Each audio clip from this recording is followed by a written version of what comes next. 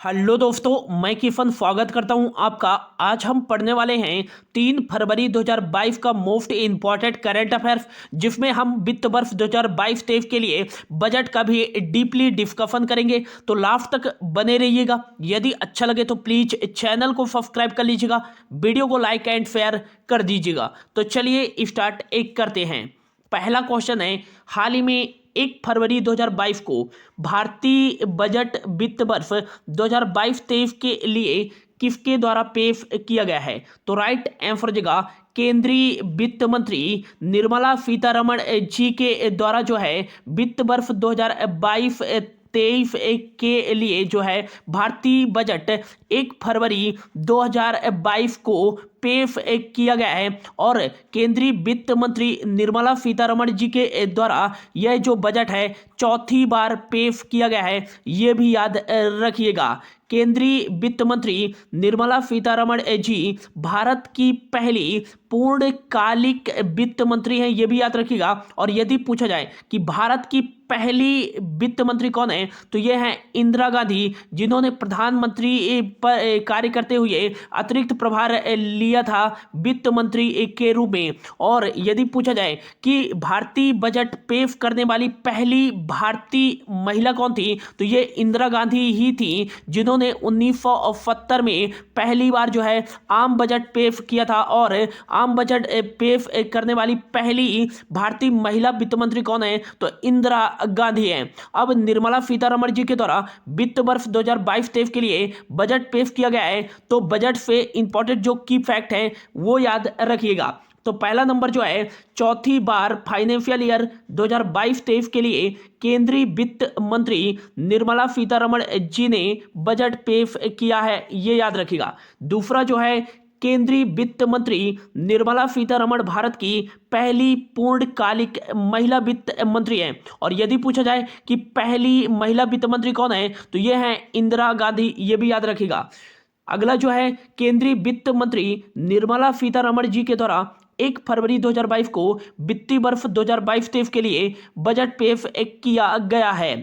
Financial year 2022-23 का budget भाषण 9,701 शब्दों का था, जो कि पिछले वर्ष 17,031 से 43% कम था। तो इस वर्ष जो है वित्त वर्ष 2022-23 के लिए जो स्पीच वर्ड्स थे वो थे 9,701, और जो 2020-21 का बजट भाषण था वो 17,031 शब्दों का था। और इस वर्ष जो बजट भाषण के जो शब्द थे वो थे 43% कम पिछले वर्षों के मुकाबले, ये भी याद रखिएगा। और यदि पूछा जाए कि भारत का सबसे लंबा बजट भाषण कब किया गया था, तो यह किया गया था वित्त वर्ष 2020-21 में केंद्रीय वित्त मंत्री निर्मला सीतारमण जी के द्वारा ही 2 घंटे 42 मिनट का। और यह भारत का सबसे लंबा जो है बजट भाषण था, यह भी याद रखिएगा। नेक्स्ट अगला जो पॉइंट है, भारत का पहला बजट ब्रिटिश सरकार के द्वारा 7 अप्रैल 1860 को पेश किया गया था। और इसको किसके द्वारा पेश किया गया था, तो ब्रिटिश सरकार के जो वित्त मंत्री थे जेम्स विल्सन के द्वारा भारत का पहला बजट 7 अप्रैल 1860 को पेश किया गया था। नेक्स्ट याद रखिएगा, स्वतंत्र भारत का पहला बजट 26 नवंबर 1947 को भारत के पहले वित्त मंत्री आर के षणमुखम चेट्टी के द्वारा क्या किया गया था, भारत में पेश किया गया था। तो यदि पूछा जाए भारत का पहला बजट कब पेश किया गया था, तो वित्त मंत्री जेम्स विल्सन के द्वारा 7 अप्रैल 1860 को। और स्वतंत्र भारत का पहला बजट कब पेश किया गया था, तो ये 26 नवंबर 1947 को पेश किया गया था आर के षणमुखम चेट्टी के द्वारा, ये भी याद रखिएगा। और यदि पूछा जाए कि गणतंत्र भारत का पहला बजट कब पेश किया गया था, तो ये 28 फरवरी 1950 को पेश किया गया था जॉन मथाई के द्वारा, ये भी याद रखिएगा। नेक्स्ट 1 फरवरी 2021 को वित्त मंत्री निर्मला सीतारमण जी ने पहला पेपरलेस बजट पेश किया था। तो यदि पूछा जाए कि भारत का पहला पेपरलेस बजट कब पेश किया गया था, तो 1 फरवरी 2021 को पेश किया गया था वित्त मंत्री निर्मला सीतारमण जी के द्वारा। और अगला जो पॉइंट है, भारतीय संविधान के अनुच्छेद 112 के अनुसार प्रति वर्ष बजट वार्षिक वित्तीय विवरण के रूप में पेश किया जाता है। तो यदि पूछा जाए क्या भारतीय संविधान में बजट शब्द का उल्लेख किया गया है? तो बिल्कुल नहीं। बजट शब्द को भारतीय संविधान के अनुच्छेद 112 में जो है वार्षिक वित्तीय विवरण के रूप में जाना जाता है, यह भी याद रखिएगा। नेक्स्ट जो है फाइनेंशियल ईयर 2022-23 का बजट भारत के वर्तमान केंद्रीय वित्त मंत्री निर्मला सीतारमण जी के द्वारा पेश किया गया है। अब जो है फाइनेंशियल ईयर जो है 2022-23 के बजट की मुख्य विशेषताएं क्या हैं, ये भी देख लीजिए। तो अगला जो पॉइंट है, फाइनेंशियल ईयर 2022-23 के बजट में अगले 3 वर्षों में उच्च दक्षता और बेहतर सुविधाओं वाली 400 नई वंदे भारत ट्रेन विकसित की जाएंगी। तो यदि पूछा जाए कि फाइनेंशियल ईयर 2022-23 में जो है कितने वंदे भारत ट्रेन विकसित किए जाने का प्रावधान रखा गया है, तो 400 वंदे भारत जो है ट्रेन विकसित किए जाने का प्रावधान रखा गया है। फाइनेंशियल ईयर 2022-23 में 100 पीएम गति शक्ति कार्गो टर्मिनल विकसित किए जाएंगे। अगला जो है फाइनेंशियल ईयर 2022-23 में कोविड-19 महामारी के कारण शिक्षा से दूर होने वाले बच्चों के लिए 1 क्लास 1 टीवी चैनल शुरू किए जाएंगे और कक्षा 1 से 12वीं के बच्चों के लिए क्षेत्रीय भाषाओं में शिक्षा प्रदान करने के लिए 1 क्लास 1 टीवी चैनलों की संख्या जो है 12 से बढ़ाकर 200 टीवी चैनल किए जाएंगे, ताकि जो भी कक्षा 1 से 12वीं तक के विद्यार्थी हैं वो क्षेत्रीय भाषा में जो है शिक्षा प्राप्त कर सकें। तो यदि पूछा जाए कि जो है फाइनेंशियल ईयर 2022-23 में टीवी चैनलों की संख्या शिक्षा के लिए 12 से बढ़ाकर कितनी कर दी गई है, तो 200 कर दी जाएगी। अगला जो है प्रधानमंत्री आवास योजना के तहत 48,000 करोड़ रुपए की सहायता राशि से 80 लाख नए मकानों का निर्माण किया जाएगा। काफी इंपॉर्टेंट फैक्ट है, ये भी याद रखिएगा। अगला जो है वित्त वर्ष 2022-23 में पूर्वोत्तर विकास के लिए 1500 करोड़ रुपए जो है आवंटित किए गए हैं। तो मतलब जो पूर्वोत्तर भारत है, जैसे असम, अरुणाचल प्रदेश, नागालैंड, मिजोरम, त्रिपुरा, इन सभी राज्यों के विकास के लिए जो है फाइनेंशियल ईयर 2022-23 में जो है 1500 करोड़ रुपए आवंटित किए गए हैं। फाइनेंशियल ईयर 2022-23 में राजकोषीय घाटा जीडीपी के 6.4% के बराबर रहने का अनुमान लगाया गया है। फाइनेंशियल ईयर 2022-23 के लिए राजकोषीय घाटा का अनुमान कितने प्रतिशत लगाया गया है, तो 6.4% लगाया गया है, जबकि वर्तमान वित्त वर्ष जो है 2021-22 के लिए जो अनुमान लगाया गया है वो 6.9% लगाया गया है। अगला है फाइनेंशियल ईयर 2022-23 में शिक्षा के लिए एक डिजिटल यूनिवर्सिटी की स्थापना की जाएगी। तो जो है फाइनेंशियल ईयर 2022-23 में कितने डिजिटल यूनिवर्सिटी की स्थापना का प्रावधान रखा गया है, तो एक डिजिटल यूनिवर्सिटी के स्थापना का प्रावधान रखा गया है। फाइनेंशियल ईयर 2022-23 में प्राइवेट इन्वेस्टमेंट और विकास को बढ़ावा देने के लिए पूंजीगत व्यय 35.4% से बढ़ाकर 7.50 लाख करोड़ रुपए किया गया है। काफी इंपॉर्टेंट है, इसको भी याद रखिएगा। और फाइनेंशियल ईयर 2022-23 के लिए विकास दर का अनुमान कितने प्रतिशत रखा गया है, तो ये रखा गया है 9.27%, ये भी याद रखिएगा। और फाइनेंशियल ईयर 2022-23 में क्रिप्टो करेंसी के हस्तांतरण में होने वाले आय का 30% कर एवं क्रिप्टो करेंसी के लेन देन पर जो है 1% कर लगाया जाएगा। तो काफी मोस्ट इंपॉर्टेंट है दोस्तों। यदि पूछा जाए कि फाइनेंशियल ईयर 2022-23 में क्रिप्टो करेंसी के हस्तांतरण पर कितना प्रतिशत कर लगाया जाएगा, तो 30% लगाया जाएगा, जबकि क्रिप्टो करेंसी के लेन देन पर कितने प्रतिशत कर लगाया जाएगा, तो ये लगाया जाएगा 1%, ये भी याद रखिएगा।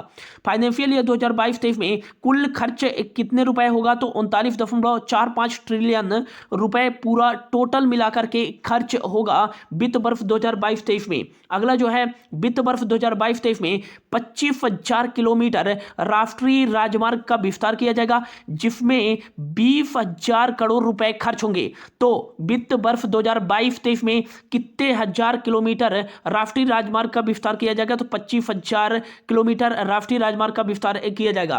फाइनेंशियल ईयर 2022-23 में डिजिटल बैंकिंग को हर नागरिक तक पहुंचाने के लिए 75 जिलों में 75 डिजिटल बैंकिंग इकाइयां शुरू की जाएंगी। और अगला जो है फाइनेंशियल ईयर 2022-23 में मेक इन इंडिया आत्मनिर्भर भारत योजना के तहत जो है 60 लाख नौकरियां दी जाएंगी। तो यदि पूछा जाए कि फाइनेंशियल ईयर 2022-23 में 5 बरसों में जो है मेक इन इंडिया योजना के तहत जो है कितने लाख नौकरी देने का प्रावधान किया गया है? तो ये 60 लाख नौकरी देने का प्रावधान किया गया है। अगला जो है फाइनेंशियल ईयर 2022-23 में केन बेतवा लिंक परियोजना के लिए 44,605 करोड़ रुपए आवंटित किए गए हैं, जिसमें 9 लाख हेक्टेयर में सिंचाई व्यवस्था शुरू होगी। अगला जो है हर घर जल नल योजना के तहत जो है वित्तीय वर्ष 2022-23 में 60,000 करोड़ रुपए आवंटित किए गए हैं। तो यदि पूछा जाए कि हर घर नल से जल योजना के लिए कितने हजार करोड़ रुपए आवंटित किए गए हैं वित्त वर्ष 2022-23 के लिए, तो 60,000 करोड़ रुपए आवंटित किए गए हैं। और नेक्स्ट जो है फाइनेंशियल ईयर 2022-23 में शिक्षा बजट कितना रखा गया है? तो ये पहले 2021-22 के लिए जो शिक्षा बजट रखा गया था वो रखा गया था 93,224 करोड़ रुपए, लेकिन वित्त वर्ष 2022-23 में 11.86% वृद्धि के साथ इस वर्ष का जो शिक्षा बजट रखा गया है वो रखा गया है 1,04,278 करोड़ रुपए। नेक्स्ट याद रखिएगा कि जो बजट है वो लैटिन भाषा से लिया गया है, जिसका जो अर्थ है चमड़े का थैला, ये भी याद रखिएगा। और यदि पूछा जाए कि वित्त मंत्री रहते हुए भी एक भी बार बजट पेश न करने वाले एकमात्र भारतीय वित्त मंत्री कौन है? तो ये है केसी नियोगी, ये भी याद रखिएगा। और यदि पूछा जाए कि सर्वाधिक बार जो है बजट पेश करने वाले पहले प्रधानमंत्री या वित्त मंत्री कौन है? तो ये है मोरारजी देसाई, जिन्होंने 10 बार बजट पेश किया है, ये भी याद रखिएगा। तो ये था बजट से इंपॉर्टेंट कुछ की फैक्ट थे, याद रखिएगा दोस्तों। अगला क्वेश्चन है हाल ही में विश्व आर्द्र भूमि दिवस वर्ल्ड वेटलैंड्स डे कब मनाया गया है? तो राइट आंसर जगह 2 फरवरी को मनाया गया है विश्व आर्द्र भूमि दिवस, जिसका जो प्रमुख उद्देश्य है लोगों और ग्रहों में जो है आर्द्र भूमि की महत्वपूर्ण भूमिका के बारे में वैश्विक जागरूकता फैलाने के लिए हर वर्ष जो है 2 फरवरी को मनाया जाता है विश्व आर्द्र भूमि दिवस। और 2 फरवरी 1971 को ही ईरान के रामसर नामक अफेयर में जो है आर्द्र भूमि कन्वेंशन हुआ था, और इसी के स्थापना के अवसर पर 2 फरवरी को मनाया जाता है विश्व आर्द्र भूमि दिवस। और 2022 की थीम क्या थी? तो 2022 की थीम थी wetlands action for people and nature. 2022 में विश्व आर्द्र भूमि की थीम थी। नेक्स्ट याद रखिएगा कि 1 फरवरी को ही बनाया गया है जो है इंडियन कोस्ट गार्ड भारतीय तट रक्षक बल का 46वां स्थापना दिवस। और भारतीय तट रक्षक बल के महानिदेशक कौन है? तो ये है बीरेंद्र सिंह पठानिया। नई दिल्ली में इसका हेडक्वार्टर है। 1 फरवरी 1977 को इसकी स्थापना की गई थी। 1 फरवरी को ही बनाया गया है विश्व एस्परगिलोसिस दिवस। यह एक फंगल संक्रमण बीमारी होती है, यह भी याद रखिएगा। और 1 फरवरी को ही मनाया गया है कल्पना चावला, जो कि भारत की पहली महिला अंतरिक्ष यात्री थी, और इनकी ही पुण्यतिथि बनाई जाती है 1 फरवरी को। 1 फरवरी 2003 को ही जो इनका स्पेस शटल था कोलंबिया पृथ्वी के वातावरण में प्रवेश करते हुए दुर्घटनाग्रस्त हो गया था, और भारत की पहली महिला अंतरिक्ष यात्री कल्पना चावला की मृत्यु हो गई थी, यह भी याद रखिएगा। नेक्स्ट याद रखिएगा कि 31 जनवरी को मनाया गया है राष्ट्रीय महिला आयोग का जो है 30वां स्थापना दिवस, ये भी याद रखिएगा। और 2 फरवरी को बनाया गया है विश्व आर्द्र भूमि दिवस। अगला क्वेश्चन है हाल ही में दुनिया की पहली हाइड्रोजन संचालित फ्लाइंग बोट द जेट कहां लॉन्च किया गया? तो राइट आंसर जगह दुबई, संयुक्त अरब अमीरात यूएई में जो है दुनिया की पहली हाइड्रोजन संचालित flying boat the jet launch किया गया है, ये भी याद रखिएगा। और ये जो द जेट है वो पानी के ऊपर भी उड़ सकता है, एक बार में 8 से 10 यात्रियों को ले जा सकता है। और नेक्स्ट याद रखिएगा इसी प्रकार का जो है दुनिया का पहला हाइड्रोजन संचालित फ्लाइंग बोट लॉन्च किया गया है दुबई यूएई में, और इसका उद्घाटन किया जाएगा COP28 के दौरान, जो कि दुबई यूएई में आयोजित होना है। दुबई में लॉन्च किया गया है। तो दुबई से याद रखिएगा कि यह जो लार्जेस्ट सिटी है वो यूनाइटेड अरब अमीरात का लार्जेस्ट सिटी है, और यूएई का जो राजधानी है वो है अबू धाबी, दिरहम करेंसी चलती है, खलीफा बिन जायद यहाँ के प्रेसिडेंट हैं। और नेक्स्ट याद रखिएगा कि कोयले से बिजली बनाने वाला पहला अरब कंट्री कौन सा है, तो ये यूएई है। और नेक्स्ट याद रखिएगा दुनिया का सबसे ऊंचा और सबसे बड़ा ऑब्जर्वेशन व्हील्स कहाँ स्थापित किया गया है, तो ये दुबई में ही स्थापित किया गया है 42.5 मीटर की ऊंचाई पर। और ये दुनिया का सबसे बड़ा और सबसे ऊंचा ऑब्जर्वेशन व्हील्स है।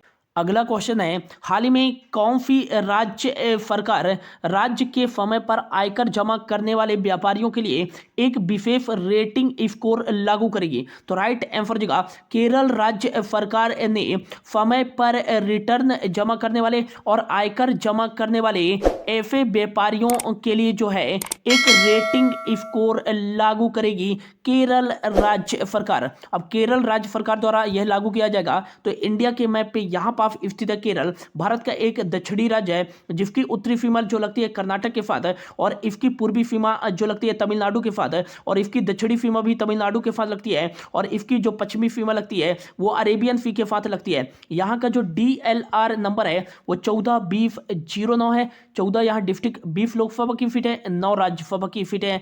यहाँ का जो विधानमंडल है वो एक सदनीय है, केवल यहाँ विधानसभा की सीटें हैं, और विधानसभा की 140 सीटें हैं, ये भी याद रखिएगा। यहाँ की जो राजधानी है वो तिरुवनंतपुरम है, और यहाँ के जो मुख्यमंत्री हैं पिनरई विजयन हैं, यहाँ के मुख्यमंत्री आरिफ मोहम्मद खान जो है यहाँ के राज्यपाल हैं, ये भी याद रखिएगा। यही स्थित है सबरीमाला टेम्पल, और सबरीमाला टेम्पल किस नदी के किनारे है, तो पंबा नदी के किनारे है। और नेक्स्ट याद रखिएगा मोहिनी अट्टम शास्त्रीय नृत्य और कथकली शास्त्रीय नृत्य किस राज्य का शास्त्रीय नृत्य है, तो केरल का ही शास्त्रीय नृत्य है। और नेक्स्ट याद रखिएगा भारत का पहला पेपर लेस जो है हाई कोर्ट कौन सा बना है, तो ये केरल हाई कोर्ट ही बना है हाल ही में महिलाओं की सुरक्षा करने के लिए पिंक प्रोटेक्शन परियोजना की एक शुरुआत केरल राज्य सरकार के द्वारा ही की गई है, और मात्र कवचम अभियान की शुरुआत भी केरल राज्य सरकार के द्वारा की गई है। स्मार्ट किचन योजना की शुरुआत केरल राज्य सरकार के द्वारा ही की गई है। और नेक्स्ट याद रखिएगा Ernakulam national park, Pampadum Shola national park, Mathikettan Shola national park, Silent Valley national park, Anamudi Shola national park, ये सभी नेशनल पार्क कहाँ स्थित है, तो केरल राज्य में ही स्थित है। ओणम त्योहार किस राज्य में मनाया जाता है, तो ये केरल राज्य में ही मनाया जाता है।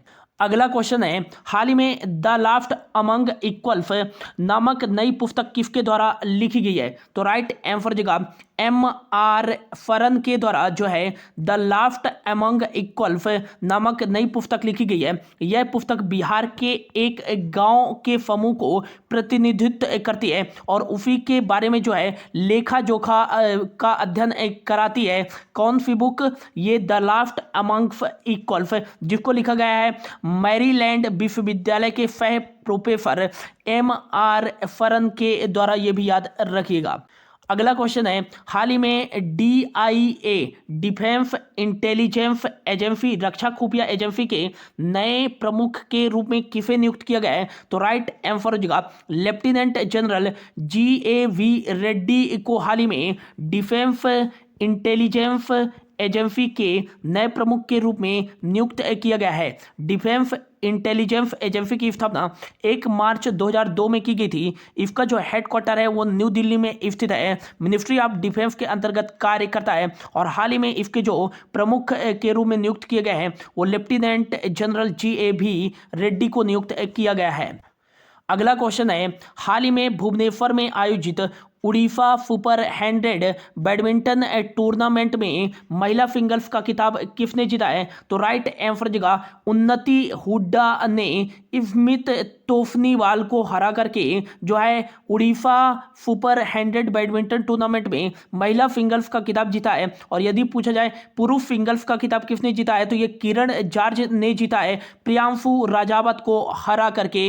उड़ीसा 100 बैडमिंटन टूर्नामेंट में पुरुष और महिला सिंगल्स का खिताब इन दोनों ने जीता है। उड़ीसा की जो राजधानी है वो भुवनेश्वर है, और भुवनेश्वर में ही आयोजित किया गया उड़ीसा सुपर 100 बैडमिंटन टूर्नामेंट। इसे मंदिरों के शहर के रूप में जाना जाता है। और नेक्स्ट याद रखिएगा कोविड-19 के दोनों डोजों का टीकाकरण करने वाला पहला भारतीय शहर ये भुवनेश्वर ही है। उड़ीसा के मुख्यमंत्री है नवीन पटनायक, और गणेशी लाल जो है यहाँ के राज्यपाल हैं।